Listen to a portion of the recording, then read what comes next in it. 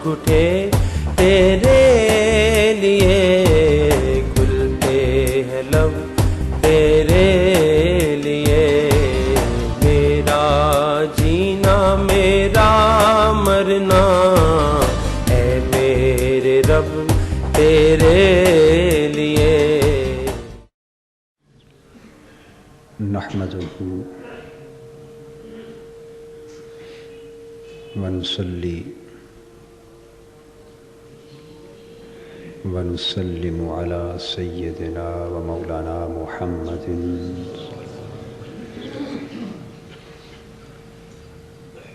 رسولہ النبی الامین المکین الحنین الکریم الرؤوف الرحیم،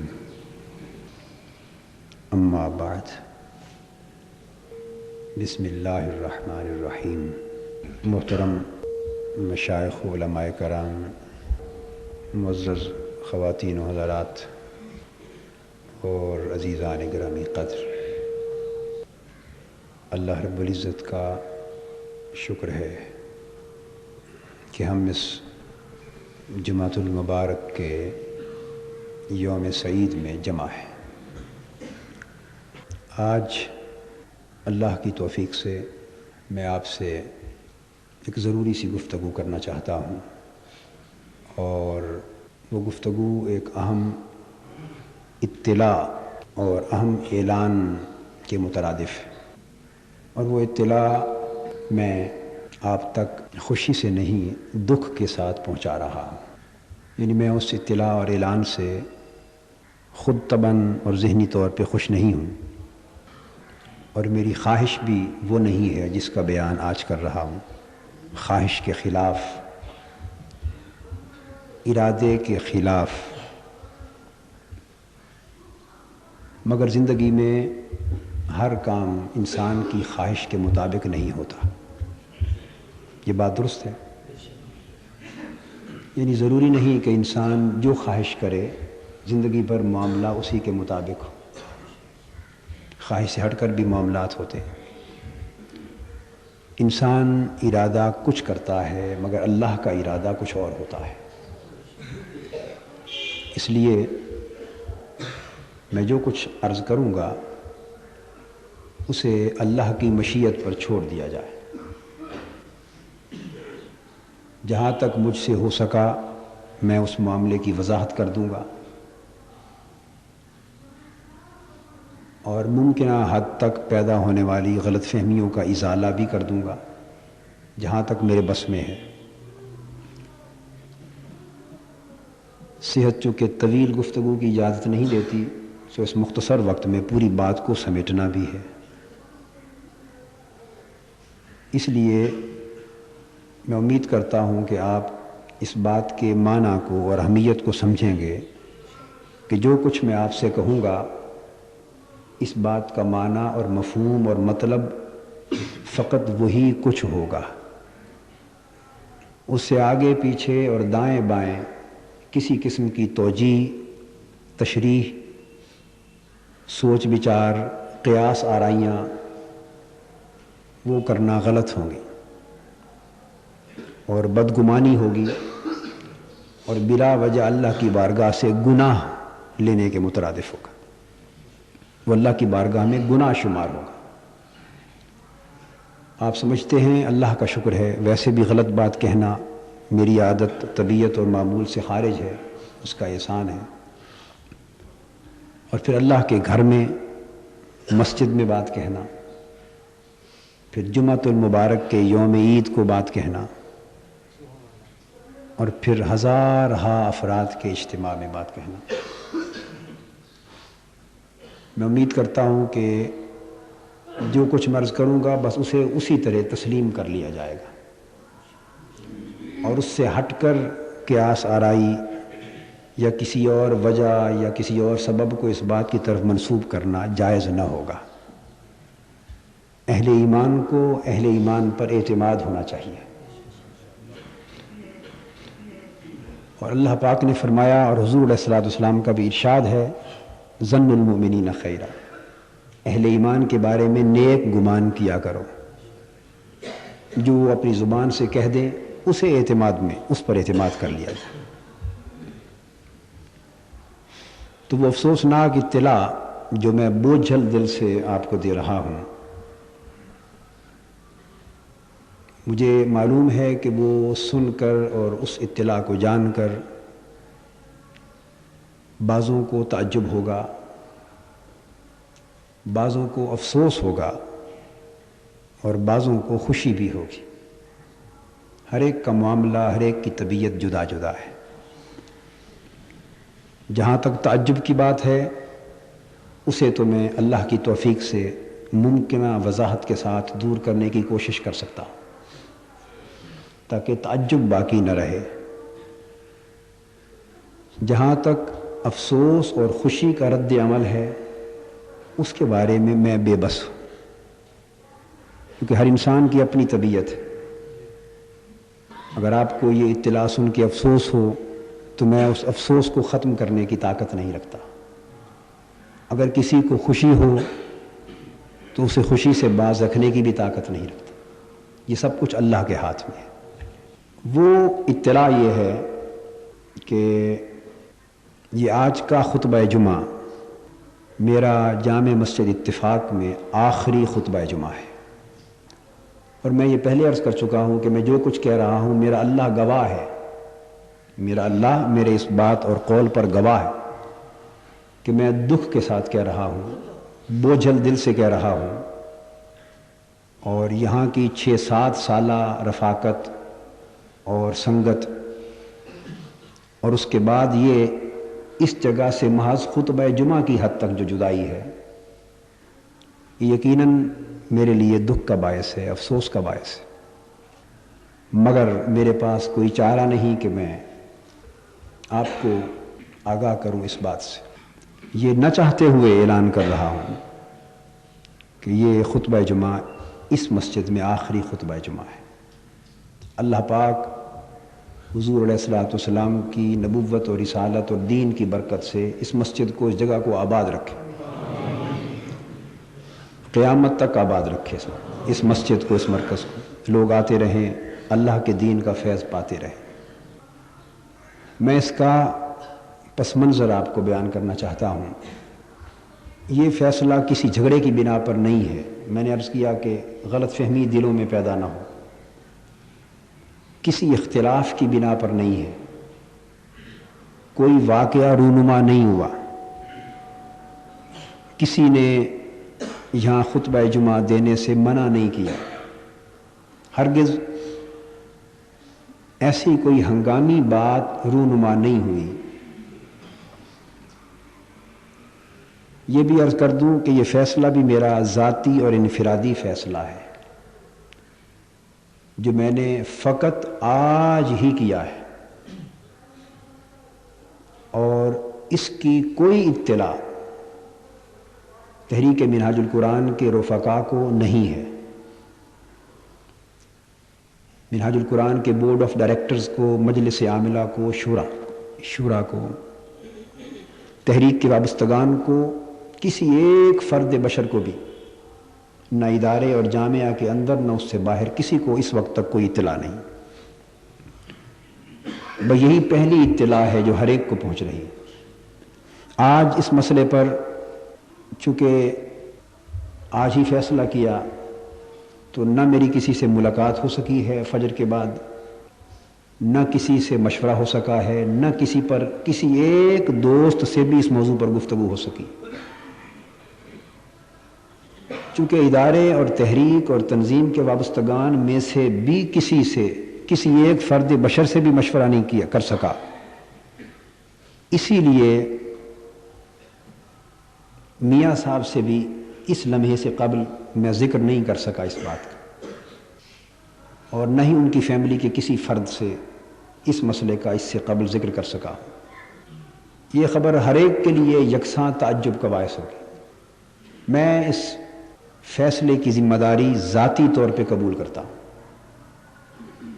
یہ بات اس لیے عرض کر رہا ہوں کہ یہ آج جو فیصلہ بتا رہا ہوں یہ تحریکی فیصلہ نہیں ہے۔ اگر تحریکی فیصلہ ہوتا تو اسے باقاعدہ میٹنگ طلب کرتا، شورا کا اجلاس طلب کرتا، بورڈ آف ڈائریکٹرز کا اجلاس طلب کرتا، اس میں پٹ اپ ہوتا، ڈسکس ہوتا اور بالآخر کسی نتیجے پر پہنچتا۔ گو اس کا تعلق بے شک ان دی لانگ رن تحریک کے ساتھ ہوگا، یہ اس سے جدا نہیں رہ سکتا، مگر فیصلہ اس طرز پہ نہیں ہوا، یہ فیصلہ ذاتی ہے، انفرادی ہے۔ غلط ہے یا صحیح یہ بھی میرا اللہ بہتر جانتا ہے، میں اس پر بحث نہیں کروں گا۔ حقیقتاً انسان کا کیا ہوا فیصلہ درست بھی ہو سکتا ہے، غلط بھی ہو سکتا ہے۔ آپ میری بات سمجھ رہے ہیں نا؟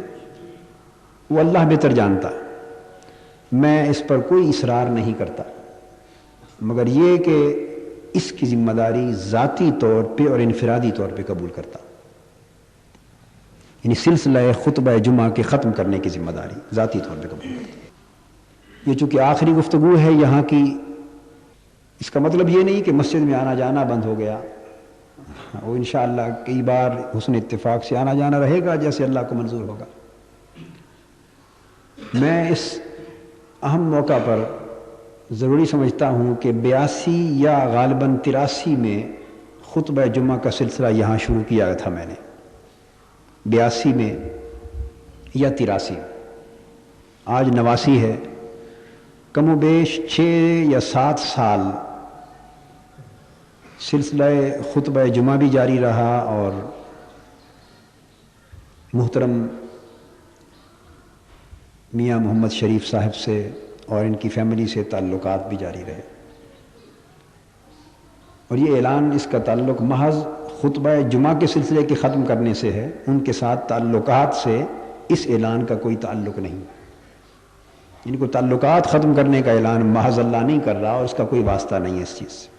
مگر اس موقع پر میں سمجھتا ہوں کہ یہ 6-7 سال جو گزرے ان کی ایک تاریخ آپ کے سامنے ریکارڈ کی خاطر بیان کر دوں کہ اللہ اور اللہ کا رسول تو حقیقت حال سے آگاہ ہیں بھی، محترم میاں صاحب، ان کی فیملی، میں، میری فیملی اور میرے ادارے کے رفقا اور چیدہ متعلقین منتظمین وہ بھی آگاہ ہیں باہمی معاملات اور تعلقات کی جملہ نوعیت سے اور حقیقت سے، مگر پھر بھی ہزارہا ذہنوں میں غلط فہمیاں اس دوران میں پیدا ہوتی رہیں اور ہو بھی سکتی ہیں۔ میں ان غلط فہمیوں کے اور تعجب کے ازالے کی خاطر چاہتا ہوں کہ یہ 6-7 سالہ جو تعلق ہے اس کی تفصیل مجمل طریقے سے اس مختصر سے وقت میں آپ کے سامنے رکھ دوں تاکہ آپ بھی گواہ ہو جائیں۔ محترم میاں صاحب تشریف فرما ہیں اور میں ان کو اپنی زبان سے اور ان کی اہلیہ محترمہ آپی جی کو اپنی زبان سے یہ کہتا رہا ہوں اس پورے عرصے میں کہ میں آپ دونوں کا احترام اسی طرح کرتا ہوں جس طرح بیٹا اپنے ماں باپ کا کرتا ہے۔ یہ بھی مجھے اسی طرح کہتے رہے کہ ہم آپ کو اپنی سگے نسبی اولاد اور بیٹوں کی طرح بلکہ ان سے بھی بڑھ کر پیار کرتے۔ میں اس بات کا انکاری نہیں ہوں اور میرے اللہ کو منظور ہوا تو آئندہ بھی قلباً اسی طرح سمجھوں گا، چونکہ یہ سلسلہ خطبہ جمعہ کسی جھگڑے یا اختلاف کے نتیجے میں ختم نہیں ہو رہا، میرے قلبی جذبات انشاءاللہ یہی رہیں گے، باقی مجبوریاں انسانی زندگی کی راہ میں حائل ہو جاتی۔ تو میں بہت سے ذہنوں کی غلط فہمیوں کے ازالے کے لیے یہ پس منظر اور یہ 7 سالہ تعلق کی تاریخ وضاحت کے ساتھ عرض کر دینا چاہتا ہوں۔ میاں صاحب محترم سے میری واقفیت اور شناسائی 1982 میں، مجھے یاد نہیں کون سا مہینہ تھا، ہوئی جب میں شادمان میں مسجد رحمانیہ میں درس قرآن دیتا تھا۔ محترم میاں صاحب اپنی فیملی کے چند افراد کے ساتھ شاید 2-3 دروس قرآن کے اجتماعات میں تشریف لائے، لیکن تعارف ہمارا آپس میں نہیں تھا۔ میں یہ بھی بات کر دوں کہ جو کچھ میں اس میں کہوں گا میرا اللہ اور اللہ کا رسول تو جانتے ہی ہیں کہ وہ حق ہے، مگر میاں صاحب کی بلا بھی تشریف فرما ہیں ان کی فیملی کے اور بھی کئی احباب تشریف فرما ہوں گے اور آپ بھی ہزارہا افراد موجود ہیں۔ میں خانہ خدا میں کہہ رہا ہوں جو کچھ کہہ رہا ہوں، اگر اس میں کوئی غلطی کروں، غلط بیانی سے کام لوں، حقائق سے ہٹ کر بات کروں، تو نہ صرف آپ کے لیے جائز ہے بلکہ آپ پر عزم ایمان فرض ہے کہ کھڑے ہو کر کہہ دیں کہ آپ غلط بیانی کر رہے ہیں۔ آپ مجھے ٹوک سکتے ہیں، کوئی فرد ٹوک سکتا۔ میں یہ عرض کر رہا تھا کہ تشریف لائے میاں صاحب، ایک دو درس غالباً سنیں، اس کے بعد درس قرآن ختم ہوا تو مصافحے میں ہماری آپس میں ملاقات ہوئی۔ کسی نے تعارف کرایا کہ یہ میاں محمد شریف صاحب ہیں، اتفاق بردرز کے چیئرمین۔ ایسا اتفاق تھا کہ میری چونکہ پہلے واقفیت نہ تھی، میں نہ آپ کے نام سے واقف تھا، تھوڑا تھوڑا اتفاق بردرز کا نام سن رکھا تھا، زیادہ شناسائی نہ تھی۔ اس طرح سرسری سی ملاقات ہوئی، ایک یا دو درسوں میں سلام دعا کی حد تک۔ آپ تشریف لے گئے، اس کے بعد غالباً اگلے درس میں آئے، جیسے مجھے یاد پڑتا ہے، تو اس موقع پر یا اس کے بعد شاید ملاقات کے دوران بلا میاں صاحب نے اس خواہش کا اظہار کیا کہ ہم نے ایچ بلاک ماڈل ٹاؤن میں اپنے گھروں کے پاس ایک بڑی اچھی خوبصورت مسجد تعمیر کی ہے، جامع مسجد، اور ہماری خواہش ہے کہ آپ خطبہ جمعہ وہاں دیا کریں۔ یہ آفر دی۔ میں اس وقت تک زندگی میں باقاعدہ خطبہ جمعہ اس وقت تک کبھی نہیں دیتا تھا، جمعے کو فری رکھتا تھا اپنی مصروفیات کی وجہ سے، اور جہاں موقع ملا نماز جمعہ ادا کر لی، یا کبھی اتفاق سے خطاب کے لیے چلا گیا کہیں جمعے کے دن۔ یہ ایک باقاعدہ بندھن، ایک ذمہ داری قبول کرنا، خطبہ جمعہ دینے کی مستقل طریقے سے، میں طبعاً اس سے گریزاں تھا۔ پھر ان سے واقفیت بھی نہیں تھی، مزاج سے آگاہی بھی نہیں تھی، تو میں نے ذرا گریز کیا کہ معلوم نہیں یہ تعلق خطبہ جمعہ کے سلسلے میں شروع ہو، کس نتیجے پر پہنچے، کس انجام تک پہنچے، میں نے ذرا گریز کیا۔ میاں صاحب کا اصرار بڑھتا رہا۔ اسی دوران میں ایران چلا گیا۔ میں نے میاں صاحب سے عرض کیا کہ میں ایران کے دورے سے واپس آ لوں، پھر اپنے احباب سے مشورہ کر کے کوئی فیصلہ کریں گے، آیا خطبہ جمعہ وہاں شروع کرنا ہے یا نہیں۔ میں تنہا یہ فیصلہ نہیں کر سکتا۔ واپس آیا ایران سے، پھر میاں صاحب تشریف لائے درس قرآن کے اجتماع میں۔ اس کے بعد انہوں نے فرمایا کہ ہم نے وہی جو بات کی تھی وہاں خطبہ جمعہ شروع کرنے کے لیے، تو میں نے کہا آپ تشریف لائیں، ہماری میٹنگ ہو رہی ہے۔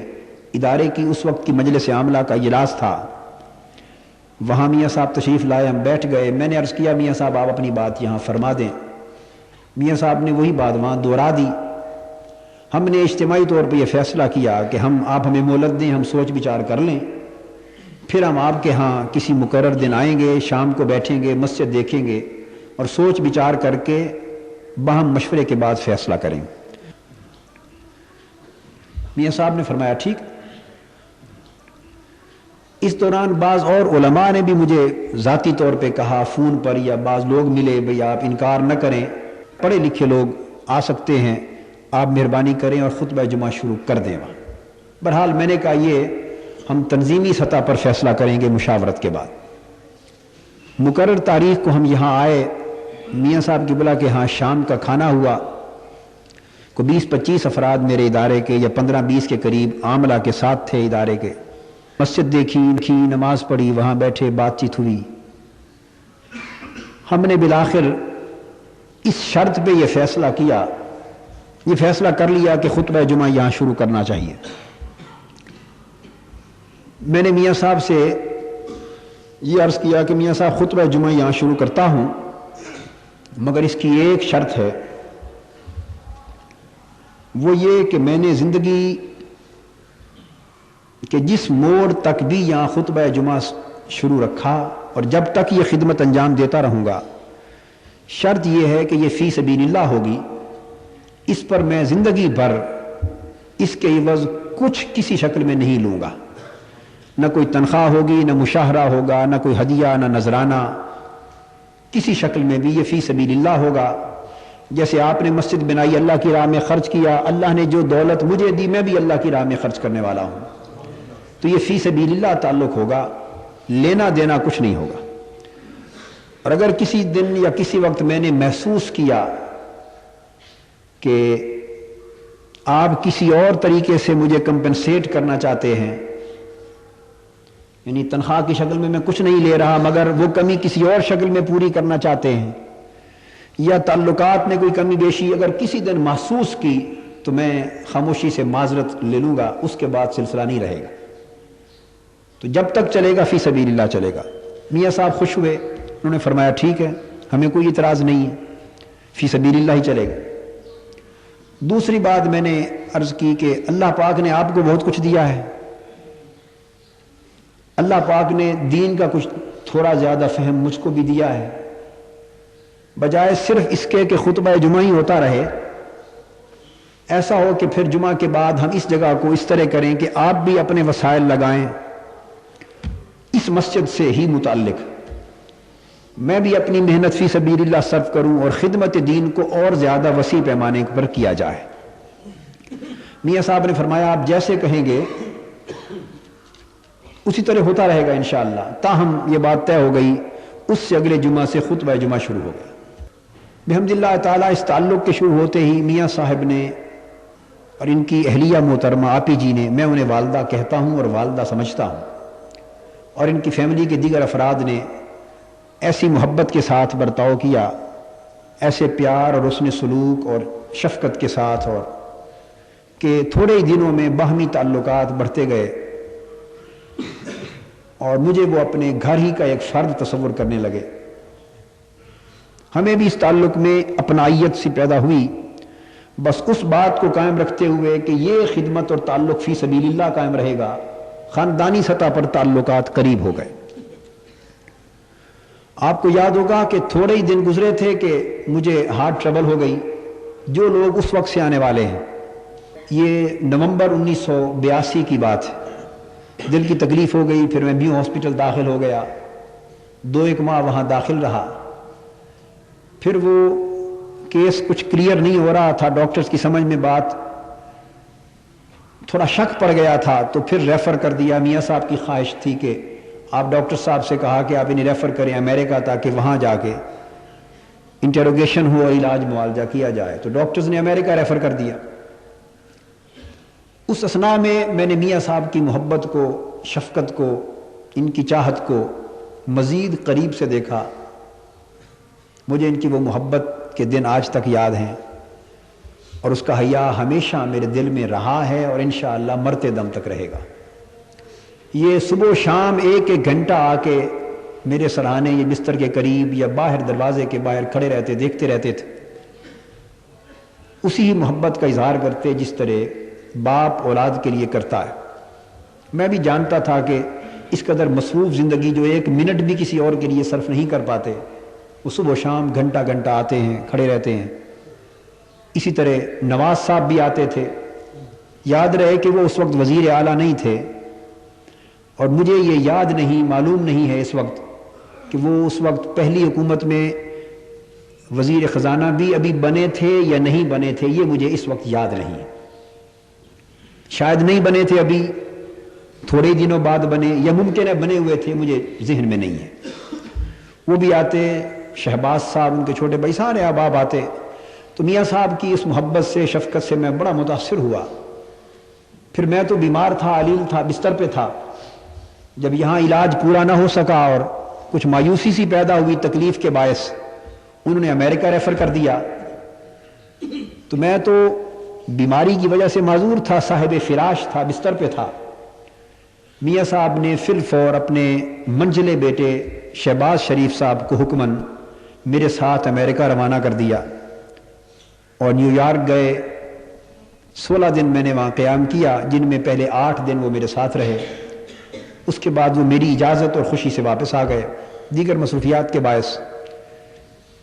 اس سفر میں شہباز شریف صاحب نے جو برتاؤ میرے ساتھ کیا وہ بھی یادگار ہے، مجھے ہمیشہ اس کا بھی احساس اور پاس اور حیا رہا ہے، رہے گا انشاءاللہ۔ یعنی اور وہ میں سمجھتا ہوں میاں صاحب کی ہدایت ہی تھی یقیناً میں علیل تھا، کمزور تھا، میرے جوتے تک وہ کھولتے تھے، پہناتے تھے، تسمے اپنے ہاتھ سے باندھتے تھے، کھولتے تھے تاکہ جھکنے سے تکلیف نہ ہو. چھوٹا سا آپریشن ہوا تھا وہاں، اینجیوگرافی کا معمولی سا. بہرحال دن رات ہر ممکن خدمت کرتے.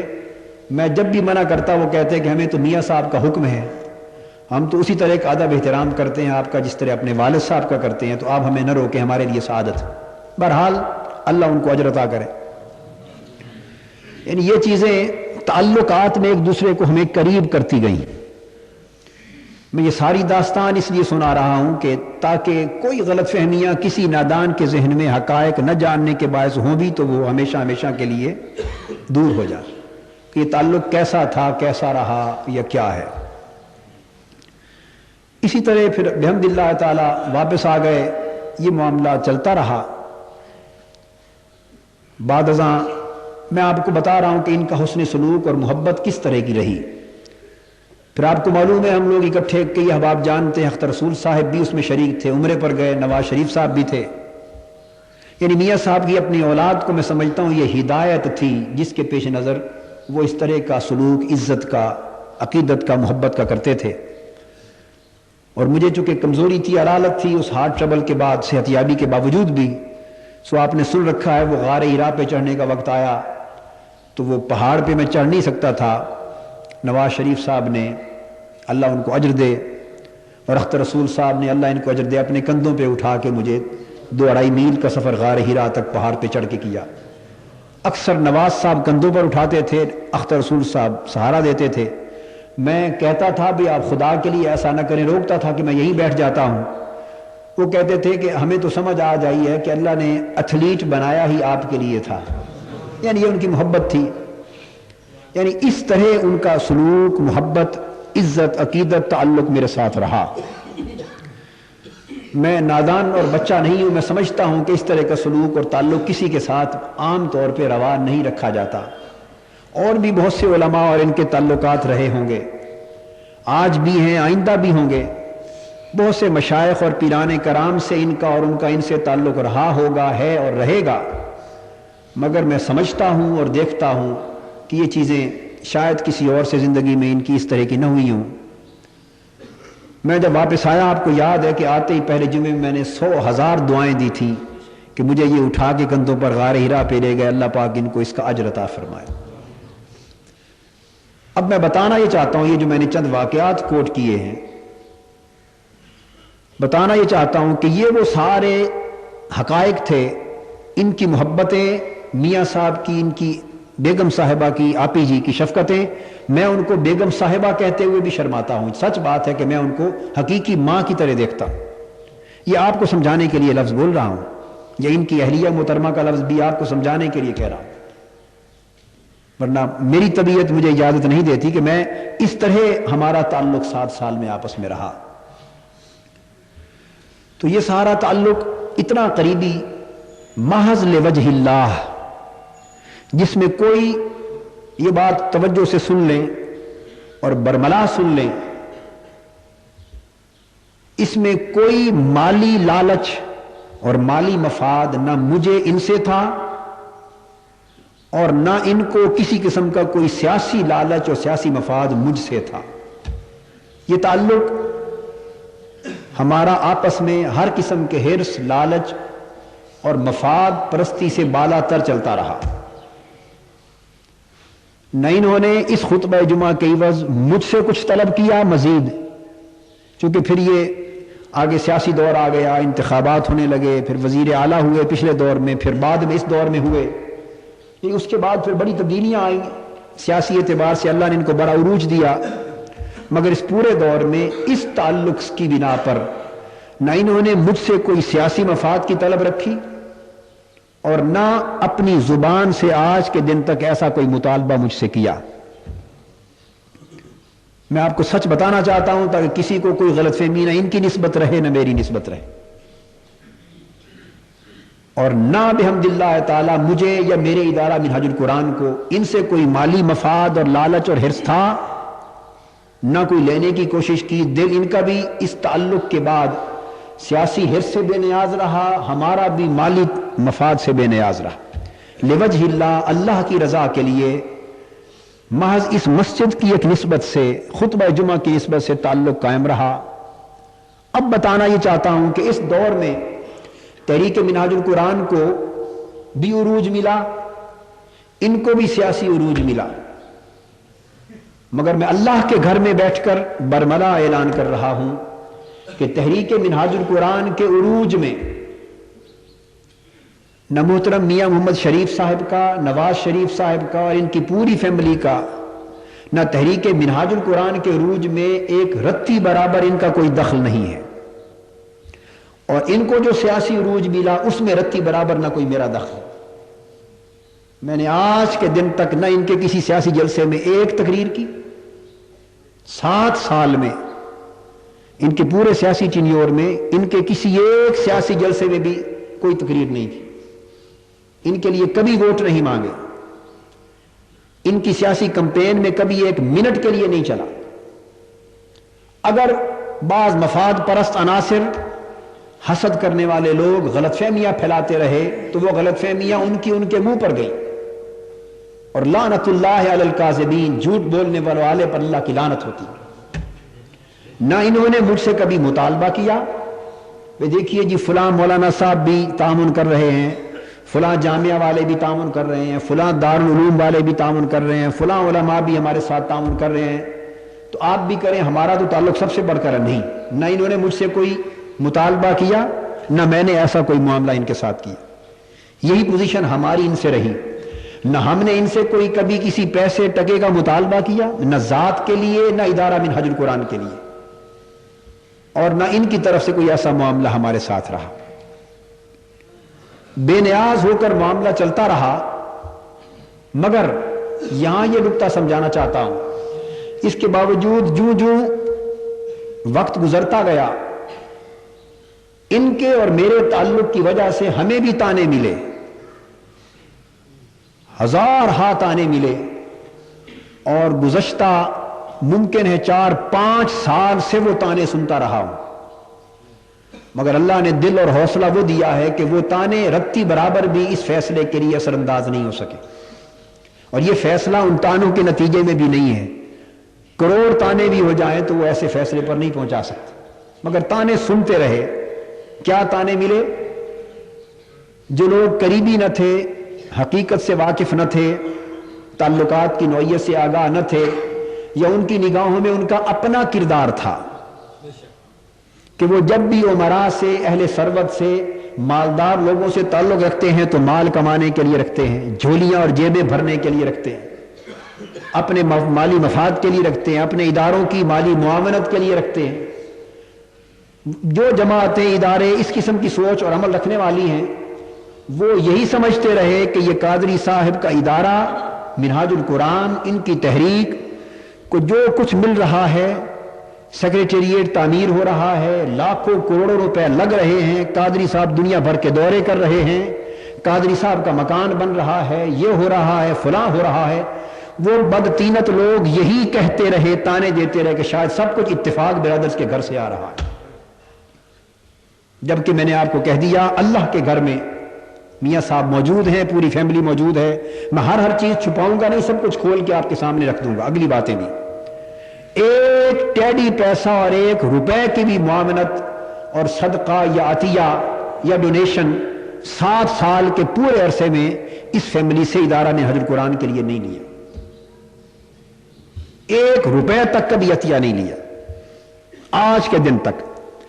न कैश में कोई सूरत ली, न काइंड में ली, न सीमेंट लिया, न गर्डर लिया, न सरिया लिया, कोई चीज बतौर अतिया डोनेशन के नहीं ली।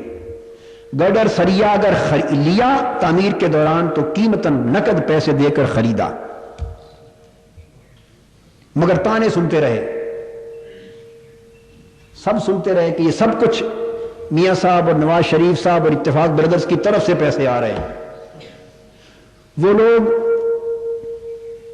जो 500-500 रुपए या 1000-1000 रुपए की खातिर अहले सरवत के यहां 100 बार जाके तवाफ करते हैं, उन्होंने ये समझ रखा था कि शायद दुनिया में जिसको भी जो मिलता है इसी तरीके से मिलता है, शायद अल्लाह का खजाना खाली हो चुका है। माज़अल्लाह, अस्तग़फिरुल्लाह अज़ीम। ہمیں اللہ نے اپنے خزانے سے دیا، ان کو بھی جو کچھ دیا اللہ نے اپنے خزانے سے دیا، نہ ان کے معاملے میں دخیل، نہ میرے معاملے میں یہ دخیل۔ اب بتانا یہ چاہتا ہوں کہ یہ جب آپس میں کوئی ایک دوسرے سے مفاد نہیں تھا، اب بات سمجھیں، ایک دوسرے کے ساتھ لالچ نہیں تھا، حرص نہیں تھا، تو پھر اتنے تانے کیوں سنتے رہے؟ یہ سوال پیدا ہو سکتا۔ اسی طرح ممکن ہے، بلکہ مجھے علم ہے، یہ بھی ہماری وجہ سے تانے سنتے رہے ہوں گے۔ ہم نے تو وہ تانے سنے نا، انہوں نے ممکن ہے یہ تانے سنے ہوں گے کہ آپ کا اور قادری صاحب کا اتنا قریبی تعلق ہے، اور دیکھیے ایک الیکشن گزرا، دوسرا الیکشن آیا، کوئی ایک بیان بھی سیاسی طور پر انہوں نے آپ کی تائید میں نہیں دیا، آپ کے لیے اسٹیج پر تقریر نہیں کی، آپ کے لیے سیاسی معاونت نہیں کی، آپ کے جلسوں میں نہیں آئے۔ چلو کچھ تو کچھ آپ سے سیاسی معاونت کرتے، تو یہ کیا تعلق ہوا، اتنا بھی انہوں نے آپ کا خیال نہیں رکھا۔ ممکن ہے اس نوعیت کے تانے ان کو بھی ملے ہوں، انہوں نے بھی حوصلے سے برداشت کیے، یہ بھی جواب دیتے ہوں گے، ان کو صفائی دیتے ہوں گے کہ ہمارا تعلق اس نوعیت کا نہیں ہے۔ ہم بھی جواب دیتے رہے، صفائی دیتے رہے کہ ہمارا تعلق اس نوعیت کا نہ مالی تعلق ہے نہ سیاسی تعلق۔ تو یہ سارے تانے کیوں برداشت کیے؟ دوستو، میں آج اللہ کے گھر میں آپ کو بتا رہا ہوں، یہ سارے تانے 5 سال سنے، 6 سال سنے، صرف اور صرف مورل obligation کے پیش نظر، اس اخلاقی ذمہ داری کے پیش نظر جو ابتدائی تعلق کے ہوتے ہی جو ستھرا اور خالص پیار، محبت اور شفقت، بغیر کسی مالی اور سیاسی مفاد پرستی کے ایک دوسرے کے ساتھ جو میاں صاحب سے محبت اور پیار ملا تھا، جس اخلاق اور عزت افزائی کا سلوک انہوں نے کیا تھا، اور آپ دیکھتے ہیں 7 سال آپ نے دیکھا، اور میں نے اس لیے بہت سی باتیں کی کہ بوجھل دل سے باتیں کر رہا ہوں کہ میں جب تک مسجد میں نہیں پہنچتا وہ دروازے سے باہر کبھی اندر مسجد میں داخل نہیں ہوئے، اور روانہ کیے بغیر گھر نہیں گئے۔ اس قسم کی ان کی محبت، شفقتیں، ان کی آنکھوں میں پیار، بول چال میں پیار۔ پھر وہ میں نے ہسپتال کی بات آپ کو بتائی، پھر نواز صاحب کا کندھوں پہ اٹھا کے غار ہرا تک لے جانا، شہباز صاحب کا جوتوں تک کے تسمے کھولنا، اور کہنا کہ ہم تو اپنے والد صاحب کی ہدایت کے پیش نظر اسی نگاہ سے دیکھتے ہیں جس طرح کوئی اپنے والد کو دیکھتا۔ یہ وہ محبت اور اخلاص تھا جس نے ایک اخلاقی ذمہ داری کا احساس میرے دل میں پیدا کر دیا، اور میں نے یہ تہیہ کر لیا کہ تانوں سے کیا ہوتا ہے، تانے تو دنیا دیتی رہتی ہے، اگر عمر بھر بھی ایسا ہوتا رہا تو جب تک ان کی وجہ سے کوئی معاملہ ایسا نہ ہو، کوئی شکایت ایسی نہ ہو کہ میں چھوڑوں، تو میں خالی تانے سن کر کیوں چھوڑ دوں؟ وہ کہیں گے جی تانے تو ہمیں بھی دیتے ہیں لوگ، کہ آپ سیاسی فائدہ ہمیں نہیں پہنچا رہے، تو ہم نے تو کبھی شکوہ نہیں کیا۔ تو میں نے یہ تہیہ کیا کہ جب کوئی کاز آف ایکشن نہ ہو، جب وہ شکایت کا موقع نہ دیں، کوئی میرے لیے پریشانی کا باعث نہ بنے عملاً، تو میں جو جمعہ چھوڑوں تو کیا کہہ کر چھوڑوں؟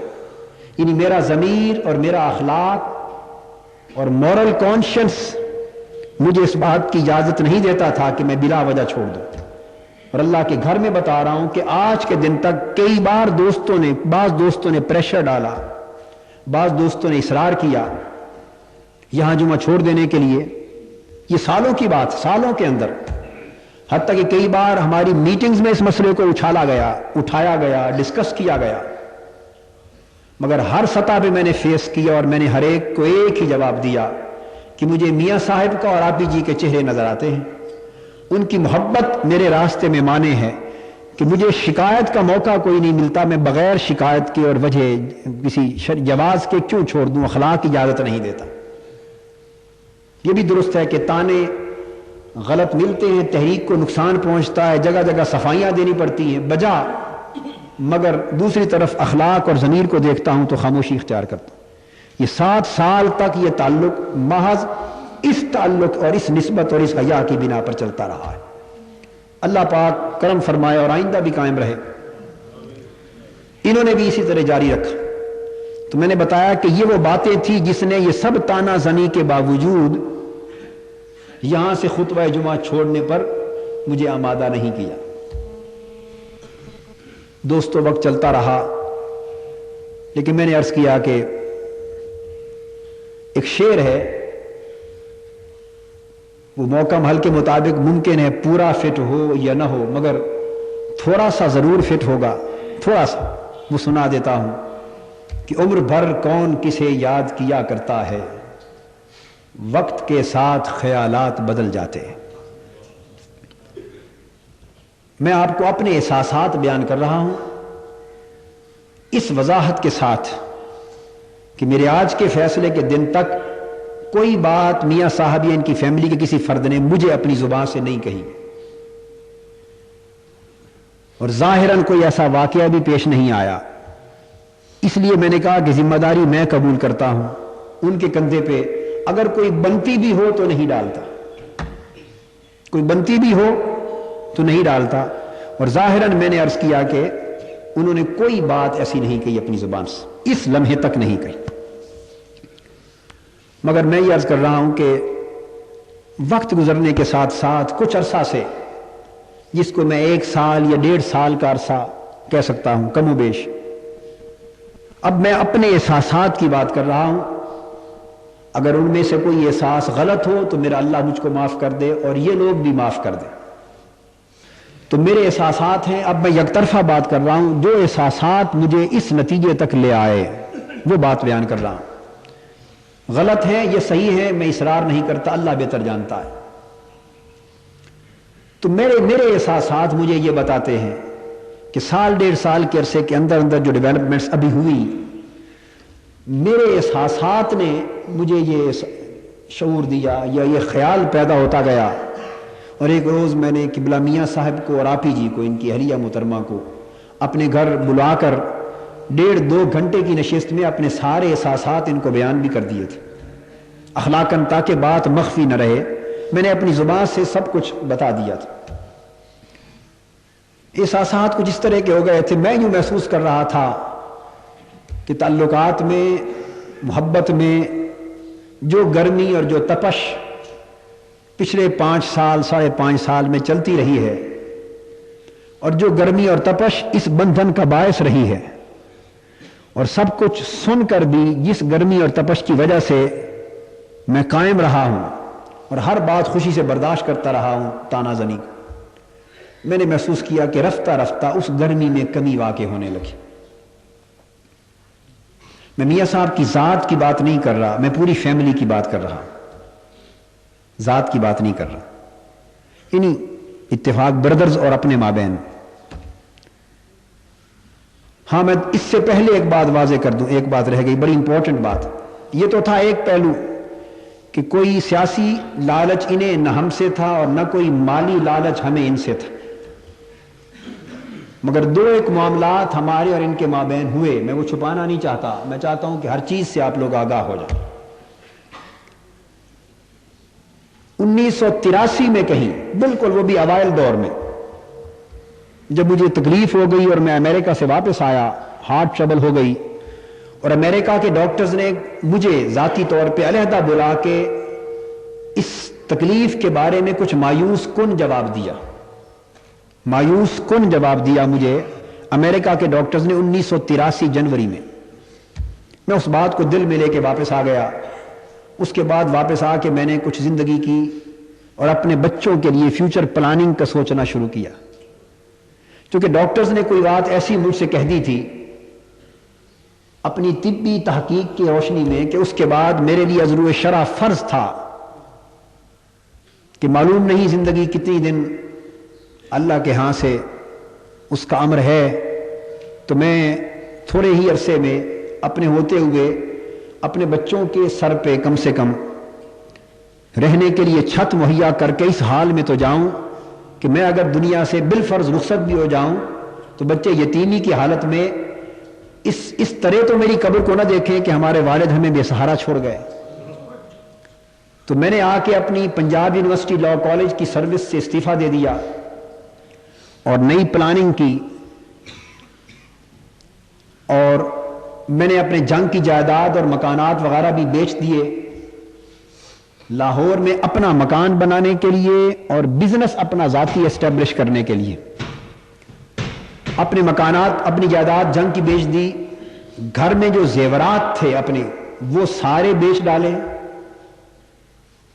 جتنا فنڈ ریز ہو سکتا تھا، پھر بعض جگہوں سے چھوٹے چھوٹے قرض جو مجھے ملے وہ بھی اٹھائے، اور چند لاکھ روپے کا ایک میجر بڑا قرض میں نے میاں صاحب سے مگر قرض کے طور پہ، ادھار کے طور پہ لیا، اس وعدہ پر کہ میں اس شرط اور وعدے پر یہ قرض لیتا ہوں کہ اس کی پائی پائی آپ کو واپس ادا کر دوں گا، اور واپسی ادائیگی کے موقع پر آپ ایک پائی کی بھی کمی کے لیے مجھے نہیں کہیں گے، جتنا قرض لے رہا ہوں اتنا ہی لوٹانا ہوگا اور آپ واپس لیں گے۔ تو میں نے مختلف جگہوں سے قرض لیے، ان میں سے میجر اماؤنٹ قرض کی ان سے لی، یہ میرا ان کا ایک معاملہ ہوا، مگر وہ قرض تھا، اللہ پاک کے فضل و کرم سے اس کی میں نے منصوبہ بندی کی کہ 3-4 سال کے عرصے یا 5 سال کے عرصے، پورے عرصے میں سارے قرض اتر جائیں۔ یہ سارے قرض لیے، مکان بیچے، زیور بیچے، مختلف قرض لیے، فنڈ ریزنگ کی، اس پیسوں سے مکان خریدا سمن آباد میں جہاں میری رہائش تھی، اور کچھ پیسے بزنس میں انویسٹ کیے، اور بزنس سے آنے والی انکم سے آدھے خرچے پیسوں سے گھر کا خرچ چلانے لگا، اور آدھی انکم میاں صاحب کو قرض کی ماہانہ قسط کے طور پہ واپس ادا کرنے لگا۔ جو پلاننگ میں نے کی تھی، اللہ اور اللہ کے رسول کے فضل سے اور کرم سے بحمداللہ مقررہ مدت میں وہ پلاننگ پوری ہوئی، اور جتنا قرض میں نے محترم میاں صاحب سے، اتفاق برادر سے قرض لیا تھا، ایک ایک پائی کی حد تک سارا کا سارا واپس ادا کر دیا۔ اور میں یہ برملا بتا رہا ہوں کہ بحمداللہ تعالی ان سے لیے ہوئے قرض میں سے 1 روپیہ بھی میرے ذمہ واجب الادا نہیں ہے، ادا کر دیا۔ یہ بات میں نے اس لیے کی، یہ بھی آج بتانا چاہتا ہوں آپ کو کہ ابھی چند روز قبل میرے پاس 2 افراد آئے، انہوں نے کہا کہ آپ تو کہتے ہیں کہ میں نے اتفاق بردر سے کچھ نہیں لیا اور کبھی کچھ نہیں لیتا، اور اتفاق بردرز کے تو رجسٹر میں آپ کے نام لاکھوں روپے چڑھے ہوئے ہیں کہ آپ نے ان سے لیے ہیں۔ کسی شخص نے مجھے آ کے یہ بات کی، میں نے کہا کہ آپ اس رجسٹر کے کسی صفحے کی فوٹو سٹیٹ کاپی مجھے لا کے دکھا سکتے ہیں؟ میں نے کہا میرا دل نہیں مانتا کہ ان کے ہاں ایسا لکھا ہوا ہو، مجھے پہلے آپ کاغذ دکھائیں وہ لا کر اس کی فوٹو سٹیٹ، پھر میں آپ کو اس کا جواب دوں۔ چند دنوں کے بعد وہ افراد اس رجسٹر کا، اس صفحے کا فوٹو سٹیٹ لے کے میرے پاس آ گئے، جس پر میرے ذمے 6 لاکھ روپیہ لکھا ہوا تھا کہ پروفیسر صاحب کو ایڈوانس یعنی قرض کے طور پہ دیا۔ انہوں نے کہا کہ یہ کاغذ ہے 6 لاکھ روپے لکھا ہوا۔ میں نے کہا میں نے ان سے 6 لاکھ نہیں 4 لاکھ مزید 10 لاکھ لیا تھا۔ میں نے اسے روک لیا، میرے گھر کے سامنے وہ کھڑے تھے، 30-40 آدمی تھے، انہوں نے بات کر دی، میں نے شکریہ ادا کیا، اللہ آپ کا بھلا کرے کہ آپ نے اخلاقی جرأت سے کام لیتے ہوئے یہ بات میرے منہ کے سامنے کہتی۔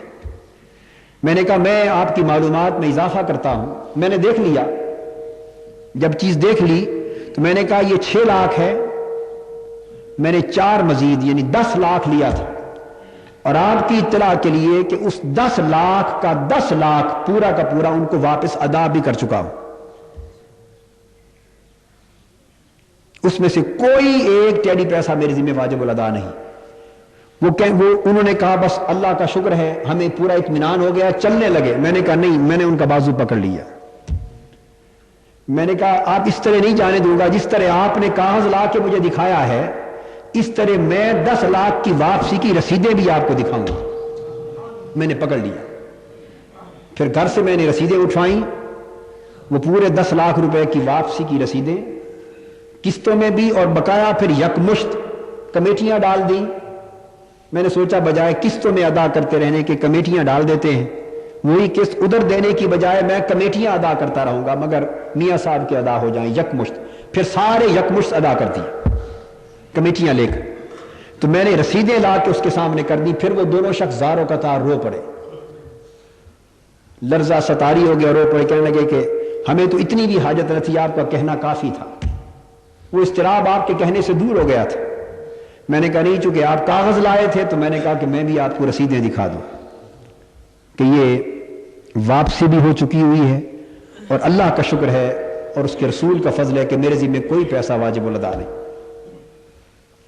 یہ بات اس لیے بتانا چاہتا ہوں کہ ممکن ہے جس طرح ان 2 آدمیوں کو کسی نے بتا دیا وہاں سے اور غلط بیانی کی، آپ سمجھ گئے نا بات، ریکارڈ کا حوالہ دیا، کاغذ کی فوٹو اسٹیٹ دے دی اور غلط بیانی کی، اور آگے پیچھے کی بات کی خبر نہیں تھی کہ ادائیگی واپسی ہو چکی، اس کا علم نہیں تھا. ممکن ہے کوئی شخص اس طرح کسی اور کو بھی کل کو کوئی ایسی بات کہہ دے.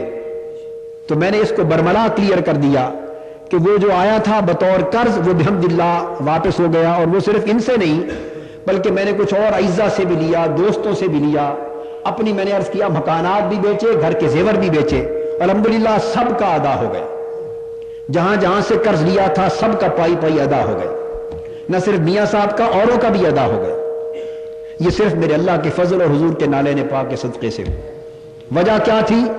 وجہ یہ تھی کہ میں نے چونکہ تہیہ کر لیا تھا کہ عمر بھر نہ تو خطبہ جمعہ سے کوئی پیسہ لینا ہے، اتفاق اکیڈمی بنائی تو زندگی بھر نہ اتفاق اکیڈمی سے کوئی پیسہ لینا ہے، نہ ادارہ منہاج القرآن سے لینا ہے، نہ زندگی بھر تقریروں سے لینا ہے. امریکہ، لندن، عرب تک جاؤں گا تو ایک پائی نہیں لوں گا، حرام ہے شراب کی طرح میرے اوپر. نہ اپنی کتابوں کی انکم میں سے رائلٹی لینی ہے، وہ بھی حرام کر لی تھی.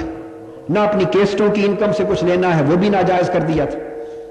وہ سارے ذرائع جائز، اور میں چاہتا تو خدمت دین کرتا رہتا، اور میں صرف ہائی کورٹ کا ایڈوکیٹ بھی تھا. آپ کو بتا دوں جب میں نے منہاج القرآن کی تحریک کا آغاز کیا میں ہائی کورٹ کا ایڈوکیٹ بھی تھا، انرولڈ. تو میں صرف سال میں 2-3 کیس لے لیتا اسلامی قانون کے مسئلے سے متعلق، بڑے نوعیت کے، صرف 2-3 کیس لے لیتا، زیادہ نہیں. تو ایک ایک کیس میں بھی میرے آقا کے نالین پاک کا صدقہ ہے، ایک ایک کیس میں بھی 10-10 لاکھ روپے فیس مل سکتی تھی. اور میں صرف 2-3 کیس لے کر 30-40 لاکھ روپیہ سال کا آرام سے کما سکتا تھا، حلال کی کمائی. اب میری بات سمجھ گئے؟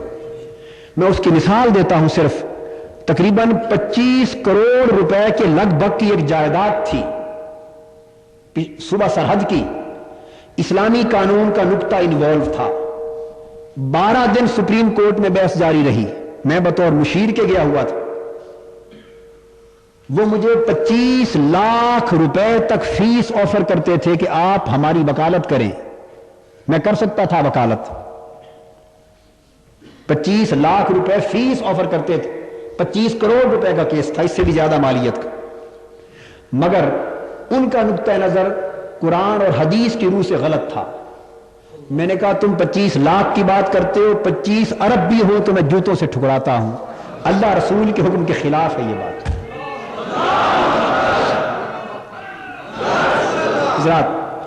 آپ کو معلوم ہے جب یہ تحریک شروع کی اور جمعہ شروع کیا اس وقت میں وفاقی شرعی عدالت کا مشیر بھی تھا. اب بھی ہوں، مگر اب میں نے جانا چھوڑ دیا ہے مصروفیات کے. جو جو مشن اور تحریک کی مصروفیات بڑھتی گئی میں وہ سارے کام چھوڑتا گیا. وفاقی شرعی عدالت سے بھی مجھے انکم آتی تھی، سپریم کورٹ آف پاکستان کا ایڈوائزر بھی تھا، وہاں سے بھی پر کیس آنریڈیم ملتا تھا. مصروفیات دینی مشن کی بڑھ گئی، وہ بھی چھوڑ دی. وکالت فقط 1-2 کیس کی حد تک بھی اس لیے نہ کی کہ لوگ مجھے تحریک منہاج القرآن کا قائد کہیں، احیاء اسلام کا کام لے کے چل رہا ہوں، اور مغربی قانون پر مشتمل عدالت کے سامنے کھڑا ہو کر مائی لارڈ کہوں اور سر کہوں، میری غیرت گوارا نہیں کرتی. اس لیے وہ راستہ بھی چھوڑ دیا. واپس آئے تو منہاج القرآن کی مصروفیات بڑھ گئیں، یونیورسٹی کی ملازمت بھی چھوڑ دی. اگر سارے ذرائع سے کچھ نہ لیتا، محض وہی ایک طریقہ خالی، باقی جو ذرائع گن کے بتایا یہ بھی چھوڑ دیتا، صرف ایک طریقہ رکھتا جو علماء رکھتے ہیں، وہ یہ کہ جب باہر تقریریں ہوتی ہیں تو تقریروں سے ہدیہ لیتے ہیں. اللہ خدا محفوظ، اللہ نے محفوظ رکھا اور محفوظ رکھے. بتا رہا ہوں آپ کو، کھول کے ہر بات بتا دینا چاہتا ہوں. اگر وہ فقط تقریروں سے ہی انکم شروع ہوتی رہتی تو خالی تقریروں کی انکم سے بھی لاہور کا بہت بڑا انکم ٹیکس پے کرنے والا ہوتا، اس سے بھی لاکھوں روپے کی انکم ہوتی. مگر हुजूर के नारायण पाक की निस्बत ने यह शऊर अता किया कि दीन की इज्जत की खातिर ये सारे जराए मेरे लिए हेच हैं, पस्त हैं, घटिया हैं और मेरी जात के लिए हराम है। सारे जराए बंद कर लिए। अरब व अजम, ये कारी साहब बैठे हैं, कारी सदाकत अली बैठे हैं मेरे सामने, ये गवाह हैं। अमेरिका दौरे पर गया था, ये मौजूद थे उस मजलिस में, बल्कि मियां मोहम्मद शरीफ साहब गवाह हैं, खुद इन्होंने बताया था। इस मजलिस में एक शख्स ने 4 लाख रुपए मुझे देने की कोशिश की। पहले मुझे जाती तौर पे खिदमत के तौर पे देना चाहते थे। 4 लाख रुपए सिर्फ एक मजलिस। गुफ्तगू सुनी, मुतासर हुए, ख्वाहिश जाहिर की कि 4 लाख रुपए, जिस तरह उलमा और मशाइख को नजराना पेश किया जाता है, मैं 4 लाख रुपए पेश करना चाहता हूं। मैंने कहा ये तो 4 लाख की बात करते हैं, 4 रुपए भी मेरी जात के लिए हराम है, मैं नहीं लूंगा। फिर वो कहने लगे अच्छा आप खुद नहीं लेते तो इदारे के लिए ले लें। मैंने कहा मैं मुल्कों के दौरे इदारे के लिए पैसे जमा करने के लिए नहीं करता, ये मेरे मनसब और इज्जत के मनाफी है। अगर इदारे को भेजने हैं तो मेरे बाद आपके दिल में आए तो बजरिया डाक या पोस्टल ऑर्डर बराह रास्त भेज देना, मैं पैसे लेकर नहीं जाता, कि मेरा मनसब नहीं। उन्होंने फिर बाद में इदारे को भेज दिए पैसे कि इससे इदारे में प्रेस लगवा लिया जाए। वो प्रेस लग गया इदारे में। अर्ज करने का मकसद ये है कि बहुत से दोस्तों जराए हैं जिनसे मशाइख और उलमा फायदा उठाते हैं और वो जायज हैं। हुजूर की सुन्नत के तहत औलिया सुलहा, मैं तो क्या, मैं जिन बुजुर्ग हस्तियों के जूतों की खाक के बराबर भी नहीं हूं, वो बुजुर्ग और औलिया उसको रवा रखते हैं, जायज रखते हैं, और वो बेशक जायज है, उनका मामूल है। मगर मैंने फकत इसलिए कि इह्या इस्लाम की इस तहरीक पर हर्फ ना आए, कोई जुबान खोलकर ये ना कह दे कि कादरी साहब अपनी अकीदतमंदों से पैसे लेते हैं, कोई ये ना कह दे कि कुवैत में आए थे तो फलां से पैसे ले लिए थे कादरी साहब ने, कोई कहीं से ये इल्जाम ना दे दे कि चलो पाकिस्तान में तो नहीं लेते, अमेरिका जाकर ले लेते हैं, लंदन से ले लेते हैं, नॉर्वे जाकर ले लेते हैं, कोई ये ना कह दे तकरीरों का मुआवजा लेते हैं, कोई ये ना कह दे पैसे लेकर जुमा पढ़ाते हैं, क्योंकि इससे मेरी इज्जत नहीं, मेरी तहरीक की इज्जत पे हर्फ आएगा, मेरे मिशन की इज्जत पे हर्फ आएगा। हमने तहैया कर लिया था कि अगर घर फाके भी आए, भूख का भी वक्त गुजारना पड़ा तो हुजूर के नाले पाक की कसम फाके बसर कर लेंगे, मगर ये जायज जराए भी अपने ऊपर हराम समझेंगे फकत मिशन की इज्जत की खातिर। हां, अगर कर्ज उठाकर, उधार उठाकर प्लानिंग करनी पड़ी, मनसूबाबंदी करनी पड़ी तो कर्ज का बोझ उठा लूंगा, मनसूबाबंदी माली इत्तिसादी कर लूंगा और फिर वक्त आने पर कर्ज की पाई पाई अदा कर दूंगा, ताकि किसी के जेरे बार न रहे, न इदारे से कुछ ले, न किसी और से कुछ ले। जो कुछ अल्लाह ने दिया है ये अल्लाह के दीन की राह पर देते जाएं, ये हाथ देने वाला हाथ रहे, लेने वाला हाथ न बने। और दोस्तों, आज बता रहा हूं आपको, बातें कर लेना बड़ा आसान है, किसी पर ताना दे लेना बड़ा आसान है। मैंने आपको बताया कि अगर चाहता, ये मियां साहब गवाह बैठे, इनसे पूछिए कि मुझे इनके बड़े साहबजादे नवाज शरीफ साहब ने इनकी मौजूदगी में मुझे कहा था, ऑफर की थी घर में, कि यहां मॉडल टाउन में 7-8 कनाल का या पता नहीं 12 कनाल का कितना कहा था, वो तकरीबन मॉडल टाउन की मार्केट वैल्यू के मुताबिक 65 लाख रुपए का प्लाट बनता था। 7-8 लाख रुपए कनाल तो प्लाट है ना मॉडल टाउन में यहां जी, तो 65 लाख रुपए की मालियत का उस वक्त प्लाट बनता था। जब मैं 1 कनाल का प्लाट खरीद कर मकान बनाने लगा, उस वक्त नवाज शरीफ साहब ने कहा, कादरी साहब आपके बच्चे हैं, 1 कनाल का मकान बन जाएगा, बच्चे कहां खेलेंगे, बाहर जाएंगे तो अच्छी बात नहीं, घर में जगह नहीं होगी, मेरे पास एक प्लाट है 8-9 कनाल का और मैं उसकी सरकारी कीमत वसूल करके किसी को भी दे सकता हूं, और कानूनन मेरे इख्तियार में है, जायज है। सरकारी कीमत वसूल करके, सरकारी कीमत उसकी 60-70 हजार रुपए बनती, सिर्फ 60-70 हजार, पुरानी सरकारी कीमत जो ओरिजिनल प्राइस होती। बतौर वजीर आला उन्होंने फरमाया कि मुझे इख्तियार है, मैं ओरिजिनल सरकारी प्राइस पे किसी को दे दूं, तो आप वो प्लाट ले लें, 60-70 हजार रुपए का आएगा, बड़ा प्लाट है, फिर मकान बनाए, बच्चों को उम्र भर सहूलत होगी। मियां शरीफ साहब ने कहा अपने साहबजादे को कि नवाज तुम क्या कह रहे हो, कादरी साहब अगर प्लाट लेने वाले होते तो 2000 प्लाट इनके कदमों में होते हैं और दर्जनों कोठियां इनके पास होती, जो इनके वाबस्तगान, अकीदतमंद और रफका اب 3 کروڑ रुपए इस वक्त तक मिनहाजुल कुरान पे लग चुके हैं। कितने? 3 करोड़ रुपए। मियां साहब ने कहा कि जो रफका लाखों करोड़ों रुपए इनके इदारे पर खर्च कर सकते हैं, वो 10-20 लाख 30 लाख रुपए से 2-4 कोठियां बना के इनको नहीं दे सकते? ये कोई प्लाटों के भूखे हैं? मैंने शुक्रिया अदा करके कहा कि नवाज साहब जिंदगी भर फिर कभी भूल कर भी न सोचे, मैं जहन्नुम में मैं डाल चुका हूं मफादात को, मुझे सिर्फ हुजूर से निस्बत गुलामी की कायम रहे, यही काफी है, दुनिया की नहीं चाहिए। मैं जो कुछ करूंगा अल्लाह की तौफीक से अपने वसाइल से करूंगा।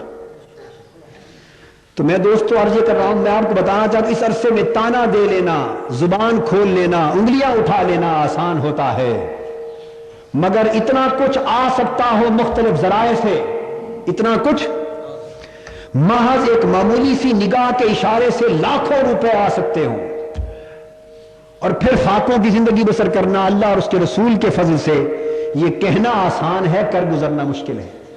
ये जो जमाना मैंने आपको बताया है, जब मैंने यहां खुतबा जुमा शुरू किया और तहरीक मिनहाजुल कुरान शुरू की, मैं आज आपको इस अल्लाह के घर में खिताब के दौरान अल्लाह की इज्जत की कसम खा के बता रहा हूं कि मिनहाजुल कुरान का मिशन शुरू था और मेरे घर कई मर्तबा रातों के फाके आते थे, मेरे बच्चों को पीने का दूध नहीं मिलता था, हमारे घर के चूल्हे के आग नहीं जलती थी, और रात के 2-2 बजे तक बच्चे भूख से बिलखते थे, न खाने को खाना होता न पीने को दूध होता, और मैं कमरा बंद करके पढ़ाई करता रहता, मुताला, कि अगर बच्चों के सामने गया, ये मेरे छोटे बच्चे बैठे हैं, इनको नहीं पता इस बात का, ये 2-2 साल के थे, अगर इनके सामने गया तो ये मुझे देख कर रोएंगे, कहेंगे अब्बू दूध दें या खाना दें, तो मैं क्या करूंगा, इसलिए रो रो के चुप कर जाएंगे, मां इनको सुला ले, फिर जाके मैं भी बिस्तर में सो जाऊंगा।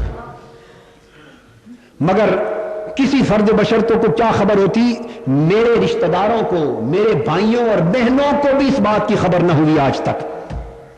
ये घर की बात अंदर रही, सिवाय उनको जिनको मैंने जुबान से बताया, किसी दीनी हिकमत के पेश नजर उनको खबर हुई, वरना नहीं।